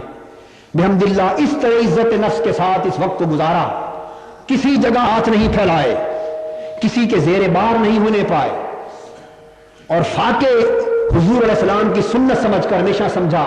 हजरत आयशा फरमाती है, हमारे घर 3-3 महीने फाके आते थे, और ताहिर अगर तेरे घर महीने में 8, 10, 12 फाके आ गए तो क्या फर्क पड़ता है। इस तरह साल हा साल बीते, मगर बिहम्दिल्लाह आका दो जहां की नालैन पाक के खैरात के बायस इस मिशन और दीन की अजमत की वजह से इज्जत नफ्स को न अपनी को मजरू होने दिया, न मिनहाजुल कुरान की इज्जत नफ्स को मजरू होने दिया। इसी तरह एक बार एक हंगामी जरूरत पड़ गई थी इदारा मिनहाजुल कुरान को, तो हंगामी जरूरत पड़ गई थी, प्लाट इदारे का शादमान में था, उसके बेचकर वसूल करने में कुछ दिन बाकी थे, तो 7.25 लाख रुपए के करीब एक बार इदारे के लिए मियां साहब से उधार लिया था, दस्ती बस। वो जो ही शादमान का प्लाट बिका, वो नकद गिनकर 7.25 लाख रुपए, यानी 6 लाख और 80-82 हजार रुपए थे, नकद गिन के इनके वापस अदा कर दिए। तो आज के दिन तक करोड़ों रुपए लगे, न बिहम्दिल्लाह ताला हमने इनके साथ न कोई लालच रखा, न है, न मरते दम तक होगा, और न इन्होंने हमसे कोई लालच सियासी नौयत का रखा। इस तरह दूसरा ताल्लुक, जब खानदानी वहदत हो गई, आपस में कुर्ब हो गया, एक ही घर की निस्बत बन गई, जब रिश्ता इतना करीब बन जाए, तो छोटे मोटे रस्मी तर्ज के तोहफे तहाइफ लेना, कभी देना, इनका मेरी तरफ आना, इनकी बसात के मुताबिक, कभी मेरे तोहफे का इनकी तरफ जाना, मेरी बसात के मुताबिक, ये जारी रहा। ये जिस तरह किसी भी दो घरानों के ताल्लुकात के माबैन होता है, मगर साफ जाहिर है मेरी माली हैसियत और इनकी माली हैसियत में जमीन आसमान का फर्क था। एक्सचेंज तो मैं करता रहा, लेन देन दोनों चीजें तो करता रहा, मगर साफ जाहिर है मैं बराबरी की सतह तक नहीं जा सकता था। ये एक्सचेंज ऑफ गिफ्ट्स, तोहफे ताइफ लेने, घर में कभी लेना कभी देना, ये बाहर गए तो कोई चीज मेरे लिए ले आए, मैं बाहर गया तो अपनी बसात के मुताबिक कोई चीज इनके लिए ले आया, बच्चों के लिए कोई चीज इन्होंने पहुंचा दी, कुछ मेरे पास हुआ तो कुछ इनके हाथ मैंने पहुंचा दिया अपनी बसात के मुताबिक। यह ताल्लुक चलता रहा, मगर एक वक्त पिछले साल वो आया कि जब बाज अहबाब इस ताल्लुक एक्सचेंज ऑफ गिफ्ट्स, तहाइफ के लेन देन के ताल्लुक को बदनाम करने लगे, इसको गलत माना पहनाने लगे, गलत रंग देने लगे।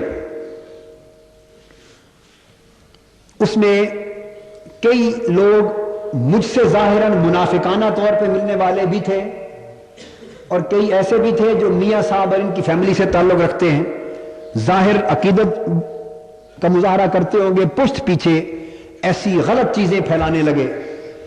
जिस लम्हे मेरे इल्म में ये बात आई, जिस लम्हे मेरे इल्म में ये बात आई, उस वक्त गालिबन सुबह दिन के 10 या 11 बजे थे।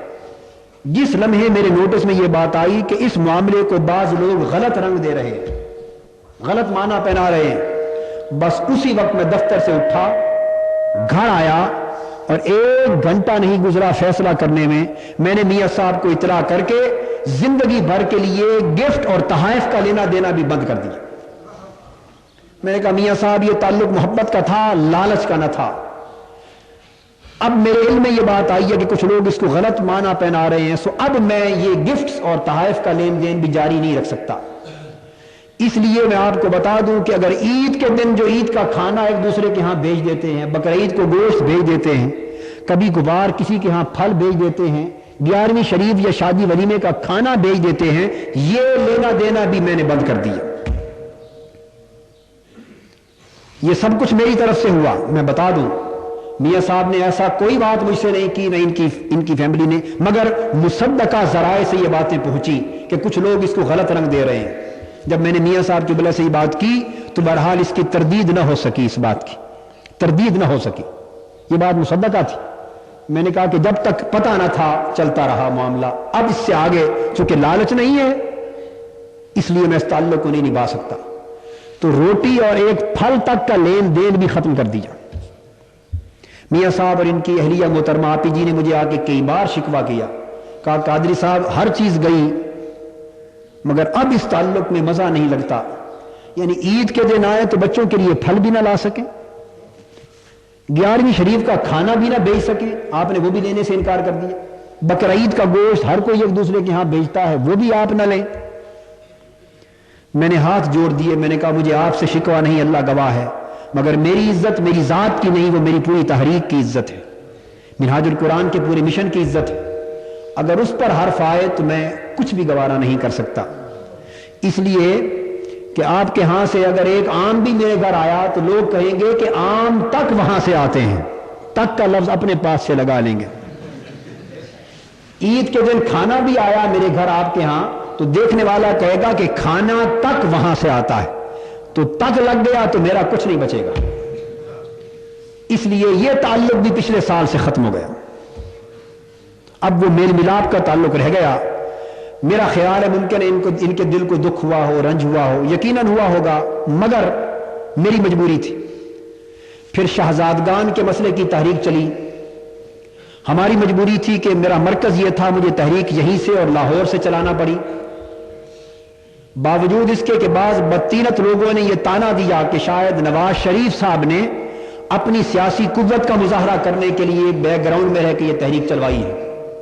मुझे सब बातें पहुंचती नहीं, ये एक सोच थी, और दूसरी सोच ये थी कि मियां साहब और इनकी फैमिली अपनी जगह घर में परेशान थे, मगर ताल्लुक और हया की नौयत ये थी कि मुझे जाहिरन कह न सकते थे। एक बार इन्होंने जिक्र किया कि आपकी पूरी तहरीक से जो लॉ एंड ऑर्डर सिचुएशन पैदा होगी, चूंकि हुकूमत पंजाब हमारे पास है, हमारे लिए परेशानी पैदा हो रही है, कोई और रास्ता निकालने मुज़ाकरात का, या कोई बहरहाल बाज़ और मुखलिसीन से भी इन्होंने कहा, मेरी भी उनसे बात हुई, मगर आपको मालूम है मैंने कहा कि we are on the point of no return, हम वापस नहीं आ सकते, ये अकीदत का मामला है, ये काम होकर रहेगा। मुमकिन है उस तहरीक की वजह से भी मियां साहब किबला की फैमिली के कुछ लोगों को रंज पहुंचा हो। मैं बातें आपको एहसासात की बता रहा हूं। वो चाहते होंगे कि कादरी साहब ये तहरीक यहां पंजाब में न चलाएं, क्योंकि बिलवास्ता सदर ज़िया-उल-हक साहब के ज़हन में जाएगा कि नवाज शरीफ साहब और मियां साहब के इतने ताल्लुकात हैं, तो ये इनको कहते तो कादरी साहब रुक जाते, क्यों नहीं रुकवाई, मेरे लिए प्रॉब्लम पैदा किया, इनको सियासी नुकसान पहुंचा, उसका अंदेशा था। मुमकिन है इनकी फैमिली के कुछ लोगों ने और मुतल्लिकीन ने ताना दिया हो, उनको रंज पहुंचा हो, शिकवा किया हो, मगर हमारी मजबूरी थी कि ईमान और अकीदत का मसला था। اس کے بعد الیکشن کے معاملات آ گئے. الیکشن میں بھی میں اپنی تحریکی مجبوری کے پیش نظر واضح کر چکا ہوں کہ ان کے ساتھ کوئی خدمت نہ کر سکا, سیاسی تعامل نہ کر سکا. آپ کے سامنے ایک تو یہ کہ ان کو ہمارا سیاسی تعلق بھی نہیں تھا, انہوں نے زبانی مطالبہ بھی نہیں کیا, اور کرتے بھی تو میں انکار اور معذرت کرتا. اور تیسرا یہ کہ پھر نقطہ نظر بھی اپنا اپنا ہوتا ہے. ہم تو خالص اسلامی انقلاب کے لیے وقف لوگ ہیں, عام سیاسی جدوجہد کے لیے تو کچھ نہیں کر سکتے تھے. میرا خیال ہے کہ تیسرا سبب ممکن ہے یہ بھی بنا ہو کہ یہ الیکشنز میں بالکل لا تعلق رہنا اور خاموش رہنا اور بے واسطہ رہنا. ممکن ہے بعض احباب جو میاں صاحب کے متعلقین اور فیملی کے احباب ممکن ہے انہیں اس سے بھی رنج پہنچاؤ, مگر میاں صاحب کو نہیں, انہوں نے مجھے دو ٹوک کہا کہ ہمیں رنج نہیں. ان کی اہلیہ محترمہ نے کہا ہمیں رنج نہیں. مگر میاں صاحب اس بات کا انکار نہ کر سکے کہ ہماری فیملی میں بھی کسی کو رنج نہیں پہنچا, اس کا انکار نہ کر سکے. ممکن ہے کئیوں کو پہنچاؤ, یقیناً مخلص لوگوں کو پہنچتا ہے. تو میری سمجھ میں یہ 3-4 باتیں آئیں کہ کچھ شہزادگان کی تحریک کی وجہ سے ممکن ہے بعضوں کو رنج پہنچا ہو, وہ مجبوری تھی. ممکن ہے یہ جو بالکل لین دین آخری حد تک بھی ختم کر دیا, ممکن ہے بعضوں کو اس وجہ سے رنج پہنچا ہو. اور ممکن ہے اس الیکشنز کے زمانے میں بالکل لا تعلق رہنے کی وجہ سے وہ رنج پہنچا ہو. اور یہ بھی ممکن ہے کہ پچھلے دنوں ضیاء الحق صاحب کے دور حکومت کے بارے میں جو بیانات آتے رہے, میں تو بحیثیت ایک مسلمان کی اپنا دینی فریضہ جو سمجھ حق اسی کو بیان کرتا ہوں. ممکن ہے بعضوں کو اس سے رنج پہنچا ہو, مگر یہ سچ بات ہے کہ میاں صاحب نے اور ان کی فیملی کے کسی فرد نے اپنی زبان سے مجھے شکایت نہیں کی, ظاہر نہیں کیا مجھ پر. مگر یہ مجھے بھی اب میرے احساسات اس یقین تک پہنچ گئے تھے کہ رنج ضرور پہنچا, شکوہ ان کو ضرور ہوا, شکایت ہوئی. سب نہیں, میاں صاحب نہیں, مگر بعض اور لوگ کچھ توقعات رکھتے ہوں گے مجھ سے, مگر میں ان توقعات پہ شاید پورا نہ اتر سکا. اور ممکن ہے میرا یہ احساس غلط بھی ہو, میں اصرار نہیں کرتا.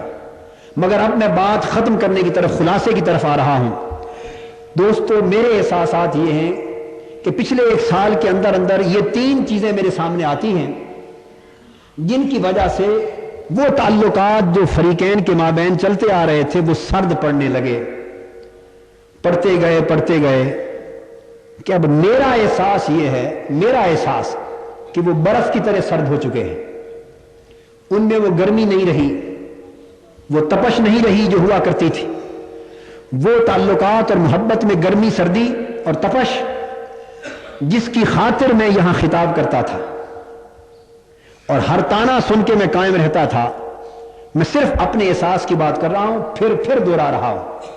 ان کی زبانی مجھ تک کچھ نہیں پہنچا, انہوں نے زبان سے کچھ نہیں کہا, نہ کوئی واقعہ رونما ہوا, نہ کوئی شکایت کی, نہ بالواسطہ کسی کے ذریعے کوئی ایسی بات پہنچائی. یہ میرے احساسات ہیں, غلط ہے یہ صحیح اللہ بہتر جانتا ہے. اور یہ احساسات بڑھتے بڑھتے میاں صاحب سے تو ملاقات ہوتی رہی, نواز صاحب سے تو ملاقات ہوئے بھی 4-5 مہینے گزر گئے, یعنی الیکشنوں سے پہلے ملاقات ہوئی تھی, الیکشنوں سے پہلے. اور آج کے دن تک درمیانی عرصے میں مجھے یاد نہیں پڑتا کہ شاید کوئی ملاقات ہی ہو. اگر کوئی کہیں اتفاقاً ہوئی ہو تو اللہ مجھے معاف کرے, مگر اس پورے 4 مہینے کے عرصے میں ملاقات تک بھی نہیں ہوئی. یہ بات اس لیے بتا رہا ہوں کہ جن لوگوں کا خیال ہو کہ شاید کوئی سیاسی گٹھ جوڑ اور واسطہ بھی ہے, تو یعنی ہم سیاسی, یہ بھرپور ان کی سیاسی مصروفیات کا زمانہ ہے, مگر 5 مہینے گزر گئے, وہ سیاسی طور پہ اتنے مصروف, ہم اپنے مشن میں اتنے مصروف, اور 1 اور 1.25 مہینہ سے تو میں ویسے بھی عارضہ قلب کی وجہ سے بیمار اور بستر پر پڑا ہوں. مصروفیات کے بعد پھر بیماری بھی آ گئی, 1.25 مہینہ گزرا, تو ہم اپنے معاملات میں مصروف, وہ اپنے معاملات میں مصروف.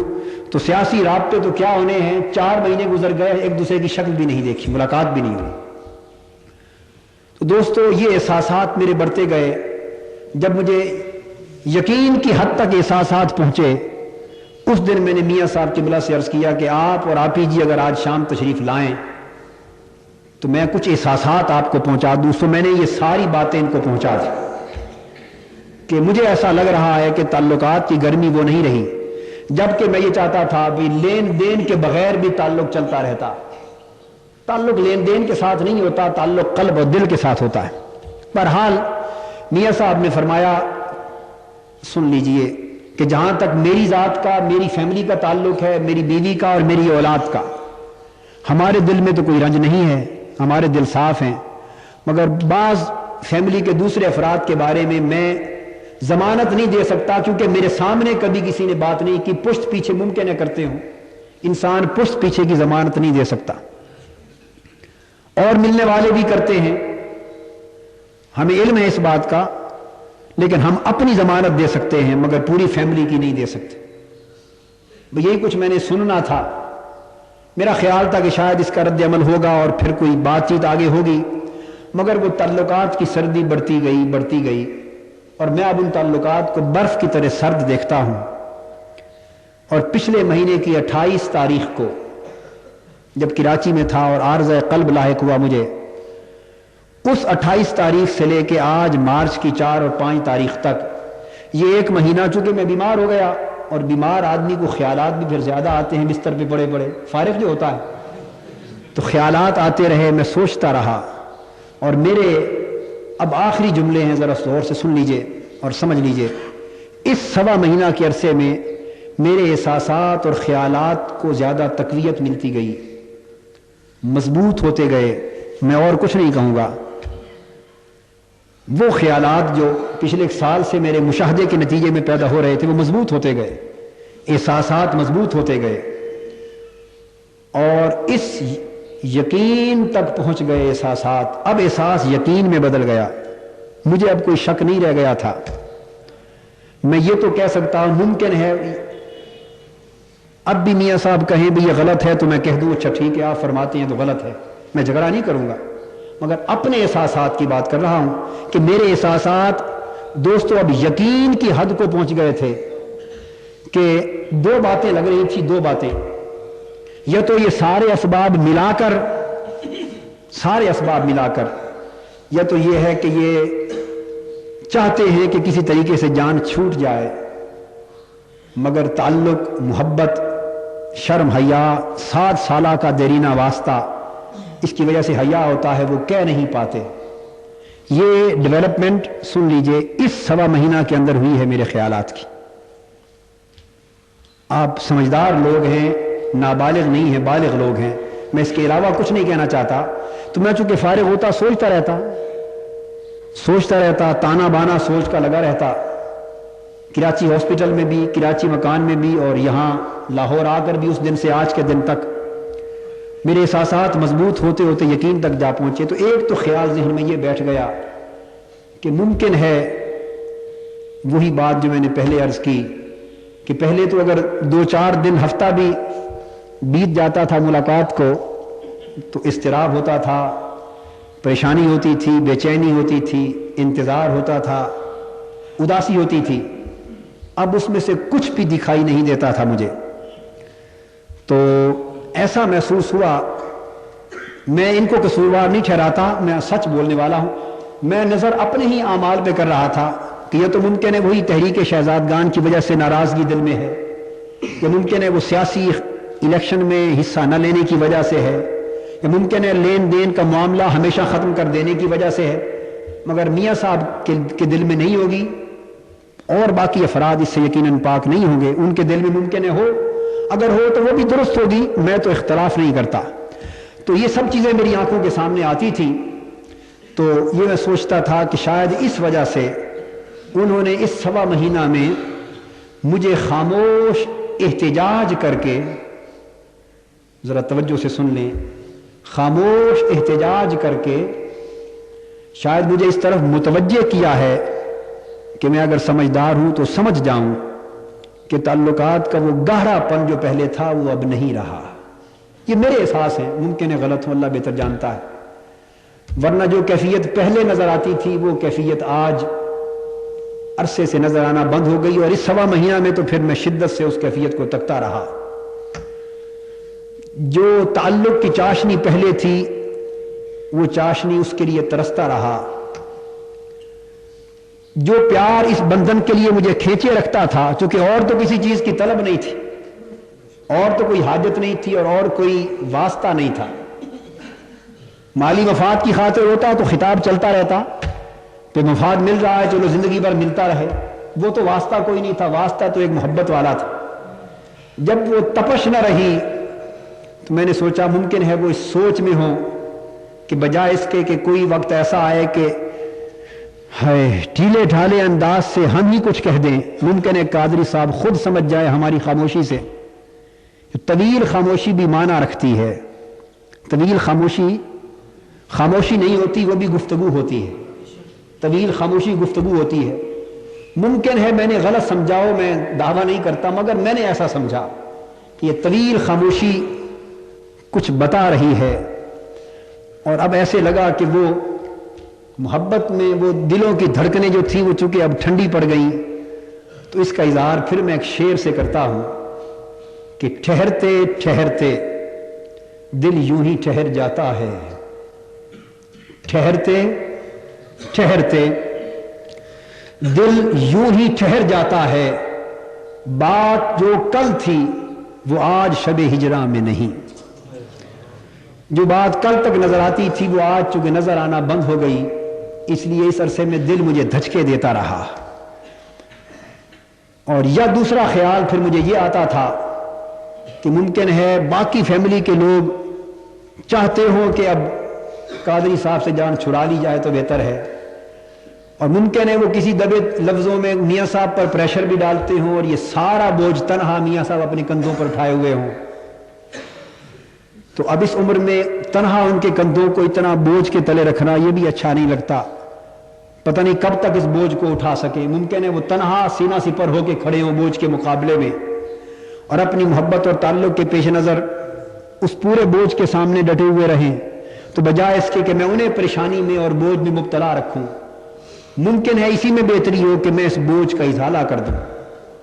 اگر میرا آنا، چونکہ اب ہماری تحریک منہاج القرآن آگے مرحلہ انقلاب میں داخل ہونے والی ہے، آپ لوگ سمجھ رہے ہیں خطابات کے مزاج سے، چند ماہ بعد انقلابی جد و جہد کا اعلان ہونے والا ہے، ممکن ہے آج تک وہ خاموش ہوں، کل آنے والے وقت میں حالات تھوڑے سے اور انقلابی نوعیت کے ہماری تحریک اختیار کر جائے، ان کے اعزاء اقارب فیملی کے لوگ اور پریشر ڈالیں، ممکن ہے میاں صاحب خاموشی سے مجبور ہو کر میرے پاس آ جائیں اور کہیں کہ کچھ ہمیں مجبور زیادہ کر دیا گیا ہے، تو بجائے اس کے کہ کسی وقت وہ اپنی زبان سے کہہ دیں، بہتر ہے کہ آج خوشگوار ماحول ہے، خوشگوار تعلق ہے، چلو سرد ہی پڑا ہے نا، بگڑا تو نہیں ہے، بھئی تپش ہی ختم ہوئی ہے نا، ابھی اس میں بگاڑ تو نہیں آیا، کوئی خدا نہ خواستہ ناخوشگوار واقعہ تو پیدا نہیں ہوا، ملتے تو ہم آج بھی محبت اور چاہت سے ہیں، سلام دعا آنا جانا آج بھی پیار سے ہوتا ہے،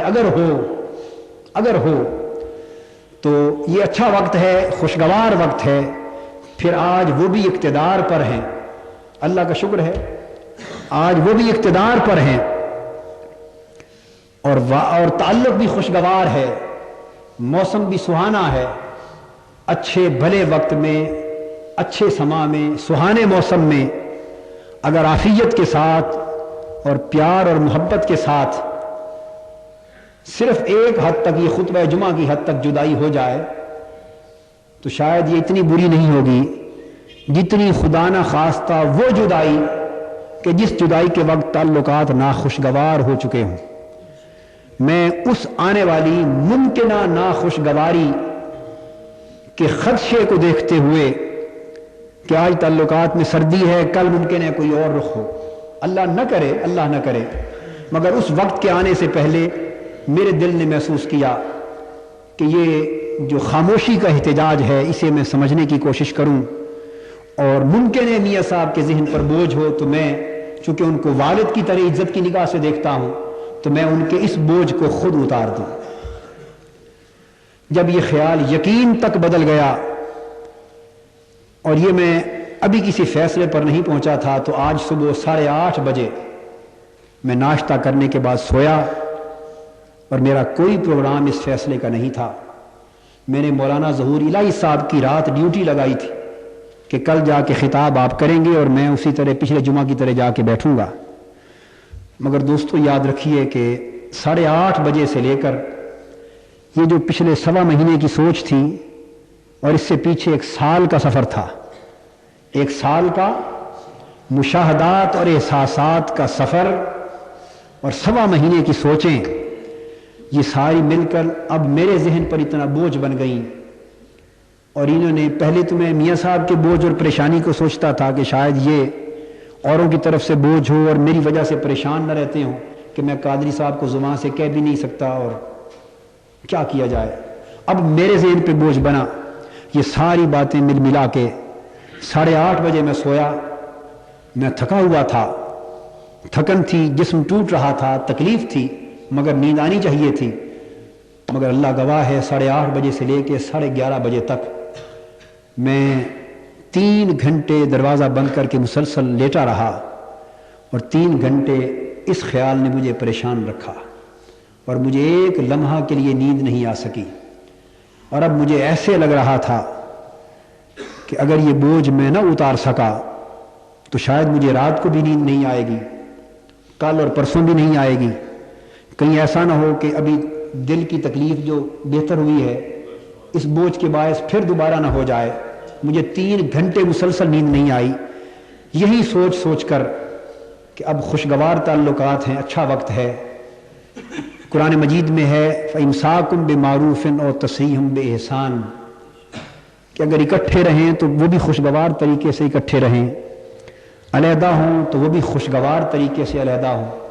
मगर ये अलहदगी कोई ताल्लुकात को तोड़ना नहीं है, नहीं है, नहीं है। ये सिर्फ खुतबा जुमा की हद तक बंदिश है। खुशगवार वक्त में अलहदगी हो जाए, मुमकिन है इससे मियाँ साहब का, जिन्हें मैं वालिद की जगह देखता हूँ, और उनकी अहलिया मोहतरमा जिन्हें मैं हमेशा 7 साल से अपनी माँ समझता रहा हूँ, इसलिए कि मेरे वालिदैन, आपको पता है कि मेरी अवाइल उम्र में इंतकाल कर गए थे। और चूंकि इस ताल्लुक की इब्तिदा में बगैर लालच के इन्होंने प्यार बढ़ा दिया, तो उस प्यार की वजह से मैं माँ बाप ही की तरह इनको देखता रहा। अब चूंकि वहां भी सर्दी पाई, जिनको माँ बाप की निगाह से देखता रहा, चूंकि वहां भी तपश और गर्मी को खत्म होता देख चुका था और उसको सर्दी में बदलता देख चुका था, तो मैंने कहा कि अब वक्त है। मुमकिन है मेरा एहसास गलत हो, मगर अब ये इस यकीन तक पहुंच चुका है कि अब मेरी नींद खत्म हो गई, नींद खत्म हो गई।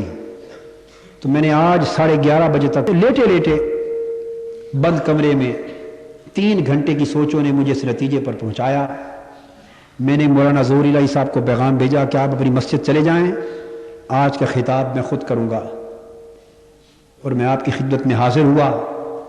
आखिर पे इतनी बात कहता हूं कि इन 7 सालों में गुमिया साहब हमारा ताल्लुक खुतबा जुमा के हवाले से और वैसे भी लेवजहिल्लाह था, अल्लाह रसूल की रजा के लिए था, हर लालच और हर मफाद से पाक था। न आप मुझे लालच से देखते थे, न मैं आपको लालच से देखता था। बेशक ये ताल्लुकात ऐसे थे, मगर कहीं ऐसा न हो कि इस फैसले का मफहूम कोई शख्स कोई और ले ले। मैं आपको खाना खुदा में बैठ के सच बता रहा हूं कि बस इसके सिवा और कोई बात नहीं है। अल्लाह गवाह है, इसके सिवा और कोई बात नहीं है। अल्लाह गवाह है, इसके सिवा और कोई बात नहीं है। 3 बार कह चुका। बस इस परेशानी और बोझ को उतारना चाहता था। तो मैं आखिर पे ये कहना अर्ज करना चाहता हूं कि 7 साल का ये ताल्लुक खुतबा जुमा का अच्छा गुजरा। आपने इतनी इज्जत की जो जिंदगी में शायद उलमा मशाइख में से किसी से भी इस तरह आप पेश नहीं आते होंगे, मुझे इसका एहसास रहेगा। मगर वही बात कि उम्र भर कौन किसे याद किया करता है, वक्त के साथ ख्यालात बदल जाते। अब चूंकि कुछ कैफियत बदली बदली सी महसूस होती है, तो बेहतर है हम खुशगवार तरीके में एक दूसरे को खुतबा जुमा की हद तक सलाम दुआ कह लें। इन 7 वर्षों में आपकी तरफ से तो मेरे साथ कोई ज्यादती नहीं हुई, आपकी तरफ से मुझे कोई रंज नहीं पहुंचा, आपकी तरफ से मुझे कोई दुख नहीं पहुंचा। बस जो कुछ था मैंने 1 साल का आखिरी सफर और 1.25 महीने की आखिरी सोचें आपको बयान कर दी हैं। इन्होंने भी दुख नहीं दिया, इन्होंने दुख नहीं दिया। मैं बता रहा हूं, मैं किसी के अमल से दुखी होने वाला शख्स नहीं हूं, अल्लाह पर तवक्कुल करता हूं। दुख नहीं हुआ, मगर सोचें जरूर बढ़ी हैं और इस नतीजे पर पहुंचने में यह वक्त जरूर मददगार हुआ है। اس نے اس نتیجے پر ضرور پہنچایا ہے، دکھ نہیں دیا، اس میں بھی کوئی بہتری ہوگی۔ 7 سال کے اس عرصے میں اگر میری طرف سے کوئی زیادتی ہوئی ہو، آپ کو کوئی رنج پہنچا ہو، کوئی دکھ پہنچا ہو، یا میرے آج کے فیصلے سے کوئی دکھ پہنچا ہو، تو میں آپ سب سے معافی کا خواستگار ہوں، معذرت خواہ ہوں۔ اور اگر آپ کی طرف سے کوئی رنج مجھے پہنچا تو میں نے بھی اللہ کے لیے معاف کر دیا۔ آج ہم خوشگوار ماحول میں خطبہ جمعہ کے تعلق کو ختم کر رہے ہیں، اور بات ختم کرتا ہوں اس شعر پر، اور یہ اس لیے سنا رہا ہوں کہ یہ مجھے 3 گھنٹے میرے ذہن میں گردش کرتا رہا۔ اس محفل جمعہ سے چکے جا رہے ہیں، اس محفل خطبہ جمعہ سے جا رہے ہیں، اس محفل پر اطلاع کرتے ہوئے کہ ہم چھوڑ چلے ہیں محفل کو، یاد آئے کبھی تو مت رونا۔ ہم چھوڑ چلے ہیں محفل کو، یاد آئے کبھی تو مت رونا، بس دل کو تسلی دے لینا، گھبرائے کبھی تو مت رونا۔ اللہ پاک آپ کو سلامت رکھے۔ وما علینا الا البلاغ۔ آنکھ اٹھے تیرے لیے، کھلتے ہیں لب تیرے لیے، میرا جینا میرا مرنا، اے میرے رب تیرے لیے، میرا جینا میرا مرنا، اے میرے رب